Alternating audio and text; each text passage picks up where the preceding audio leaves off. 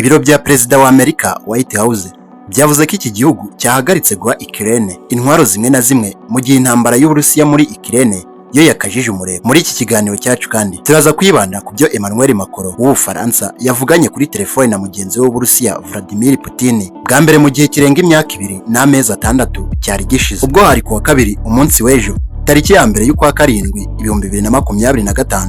Umuvugizi wa White House Anna Kelly yavuze ko icyo cyemezo cyafashwe mu rwego rwo gushyira imbere inyungu za Amerika nyuma y'isuzuma ryakozwe na Minisiteri y'Ingabo ku bufasha bwa gisirikare bwa Amerika ku bindi bihugu. Amerika isanzwe yarahaye Ukraine imfashanyo ya gisirikare ifite agaciro ka miliyari zibarirwa muri za mirongo z'amadolari kuva Uburusiya bugabye igitero gisesuye kuri Ukraine muri Gashyantare mu mwaka w'2022, bituma bamwe mu bo mu butegetsi bwa Trump bavuga ko bahangayikishijwe no kuba ububiko bw'intwaro bwa Amerika busigayemo nkeya cyane. Leta ya Ukraine nta kiratangaza ku mugaragaro kuri iki cyemezo cya Amerika. Abategetsi bo muri Amerika ntibahise bavuga ubwoko bw'intwaro bwaba bugiye guhagarikwa, ariko byumvikana ko intwaro z'ubwirinzi bwo mu kirere n'intwaro zidahusha zirimo guhagarikwa nk'uko bitangazwa n'ibiro ntaramakuru Reuters. Elbridge Colby, Minisitiri w'Ingabo wungirije wa Amerika ushinzwe igenamigambi, yavuze ko Minisiteri y'Ingabo ikomeje guha Perezida amahitamo asobanuye cyane yo gukomeza guha Ukraine imfashanyo ya gisirikare.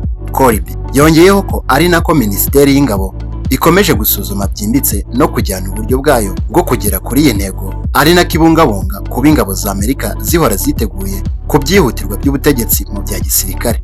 Umutegetsi wo muri Amerika yavuze ko icyo cyemezo cyashingiwe ku guhangayika gutewe n'igabanuka cyane ry'ububiko bw'intwaro bwa Amerika nk'uko byatangajwe n'igitangazamakuru CBS News gikorana na BBC muri Amerika. Kelly wa muvugizi wa White House yakomeje ku bitero bya Amerika byo mu kwezi gushize ku bigo bitatu bya nikiriyeri bya Iran, yongera ati imbaraga z'ingabo za Leta Zunze Ubumwe za Amerika ziracyari ntashidikanywaho, ibyo wabibaza Iran.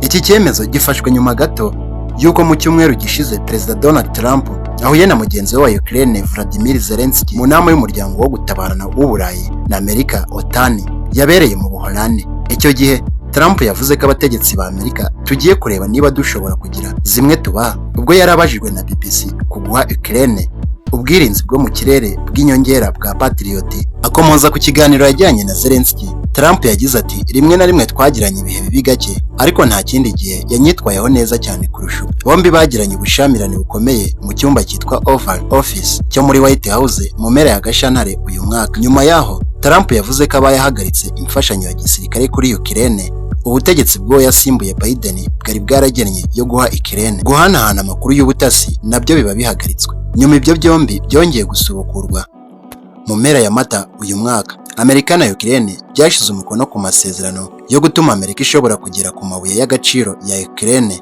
nk'ingurane y'ubufasha bwa gisirikare kuri Ukraine. Mu yandi makuru, kuwa kabiri Perezida w'Ubufaransa Emmanuel Macron yavuganye kuri telefone na mugenzi we w'Uburusiya Vladimir Putin bwa mbere mu gihe kirenga imyaka 2 n'amezi 6 cyari gishize. Ibiro bya Macron byavuze ko bavuganye kuri telefone mu gihe cy'amasaha arenga 2. Byongeraho ko Perezida Macron yashishikarije ko habaho agahenge muri Ukraine. Putin yashubije yegekeye intambara ku burengerazuba bw'isi. Itangazo ryasohowe n'ibiro bya Perezida w'Uburusiya Kremlin rivuga ko Putin yibukije Macron ko ibihugu byo mu burengerazuba bimaze imyaka myinshi byirengagiza inyungu z'umutekano z'Uburusiya, ndetse ko byashinze ibirindiro bikomeye muri Ukraine byo kurwanya Uburusiya. Ihagarikwa ry'iyi mfashanyo ya gisirikare ya Amerika ribaye mu gihe Uburusiya bwakajije umurego mu ntambara yabwo muri Ukraine. Mu mpera y'icyumweru gishize Uburusiya bwagabye kimwe mu bitero binini cyane byo mu kirere kuri Ukraine kibayeho kuva intambara itangiye. Muri icyo gitero bwakoresheje amoko arenga 500 y'intwaro arimo indege z'intambara zitajyamo umupilote arizo twita drone, ibisasu bya misile byo mu bwoko bwa balistike na misile zo mu bwoko bwa cruise. Kuwa kabiri abantu 3 biciwe mu gitero Ukraine yagabye ku ruganda rwo mu Burusiya mu mujyi wa Izhevsk mu ntera ya kilometero zirenga 1000 uvuye ku mupaka wabwo na Ukraine.